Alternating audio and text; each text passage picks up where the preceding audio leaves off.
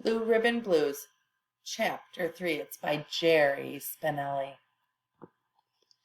Chapter 3, Part 1. Tudor climbed into Aunt Sally's pickup. "Where are we going?" she said. Aunt Sally started the engine. The pickup rolled forward. "To find you a friend." She turned onto Frog Hollow Road. "You think that's what I need?" "I do." "I'll tell you what I need," said Tudor. "I need a pizza. I haven't tasted pizza since we moved here. That's 2 whole months." Aunt Sally goggled at Tudor. "Horrors." She waved at a passing pickup. "You know what you really need if you're going to live on my farm?" "What's that?" "You'll need to become a real farmer." "I know I want to," said Tudor, "but not if it means wearing a hat like that." Aunt Sally acted surprised. "You don't like my hat?"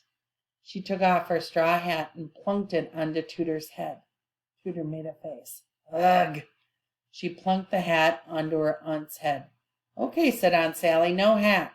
But I do have a plan for making a farmer out of you. It has 3 parts." "What are they?" said Tudor. "You'll find out," said Aunt Sally. She turned off the road into a dusty driveway. "Part 1's coming up." Aunt Sally parked the pickup in front of the large white house. They got out. Aunt Sally cupped her hands and called, "Hello there." A lady leaned out of an upstairs window. "Hello yourself. Is this Tudor?" "Fresh from the city." "Hi, Tudor," said the lady. She waved her arm.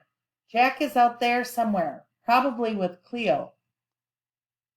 Aunt Sally waved and walked off. Tudor followed. "Who's Jack?" said Tudor. "Your neighbor, Jack Haffer. He's your age. He can be your friend. That's part 1. Get you a friend. I called Mrs. Haffer and told her we were coming over." "What if he doesn't like me?" "He will, and he'll be good for you. He's lived on this farm all his life. He can teach you a lot." As they walked around the barn, Aunt Sally said, "Well, chuck my chickens, look at that." Before them stood a boy and an animal. All they could see of the animal was its hind end. The boy looked up. "Miss Sally," he called, "can you help me?" Aunt Sally and Tudor trotted over. Now the problem was clear. The animal was a goat, one of the few farm creatures that Tudor recognized.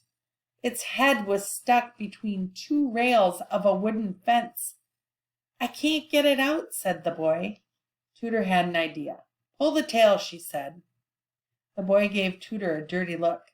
As the goat struggled, its front hooves knocked noisily against the fence. "You hold the neck still," Aunt Sally told the boy. "I'll work the head." They twisted and tugged. The goat bawled and stomped. At last its head was free. The boy gave the goat a smack on the rump. "Bad, Cleo. She's always doing that." The goat walked off to graze. The boy turned to Tudor. "You don't pull a goat's tail," he said sharply.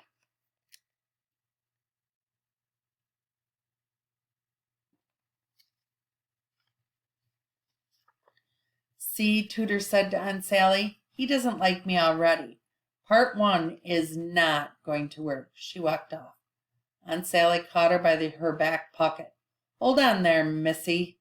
She pulled Tudor back and turned her around.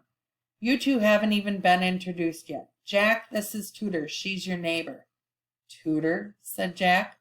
"What kind of name is that?"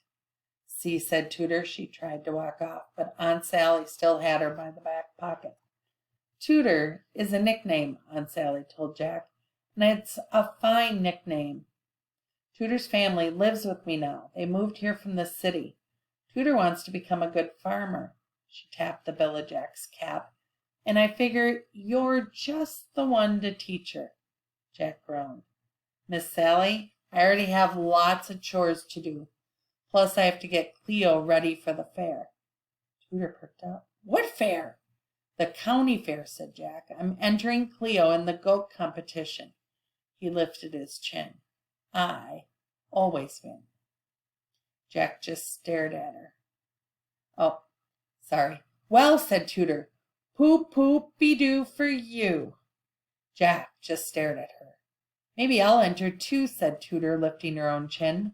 Maybe my chicken will beat your goat. Ha! Said Jack. Maybe not. Chickens and goats don't compete together. Yeah, well, you're lucky they don't, said Tooter. Because if they did, my chicken would beat the pants off your goat. Yeah, said Tooter. What can your chicken do?